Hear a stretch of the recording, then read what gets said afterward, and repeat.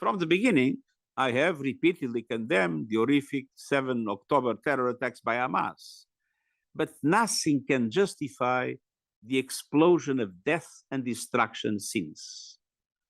The scale and scope is beyond anything we have seen in recent times.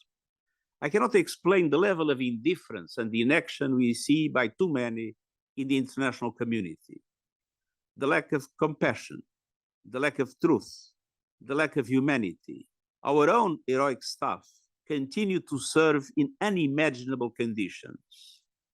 Many are so numb and depleted that they say they feel neither dead nor alive. Children, speaking of wanting to go to heaven, because at least they say there is food there. We hold video calls with our own humanitarians who are starving before our eyes. And this is not just a humanitarian crisis, it's a moral crisis that challenges the global conscience. We will continue to speak out at every opportunity, but words don't feed hungry children. The United Nations stands ready to make the most of a possible ceasefire, to dramatically scale up humanitarian operations across the Gaza Strip, as we successfully did during the previous pause in fighting. Our plans are ready and they are finalized. We know what works and we know what does not. We need action, an immediate and permanent ceasefire, the immediate and unconditional release of all hostages, and the immediate and unimpeded humanitarian access. At the same time, we need urgent, concrete, and irreversible steps towards a two-state solution. Dear friends, we are in a global battle for human dignity, for human rights, for justice, for the multilateral system itself. And Amnesty International is indispensable in that fight. So my central message to you today is this: the world needs you more than ever. We need your courage, your creativity, and your clarity.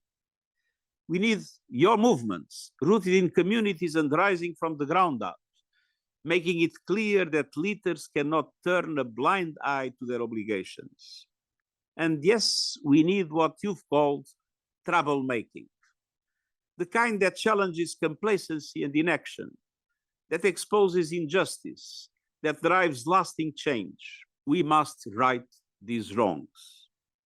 Many countries, we must recognize, stand firm with human rights, and we must push all countries to defend them consistently and universally, even or especially when inconvenient.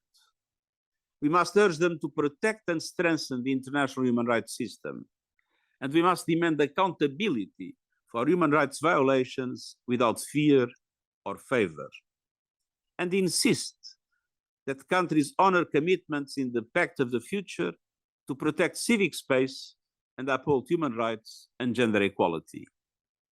We must also demand action to confront the flood of lies and hate polluting our digital spaces. And we need finance, real finance, for developing countries to cut emissions, adapt to climate shocks, and recover from loss and damage.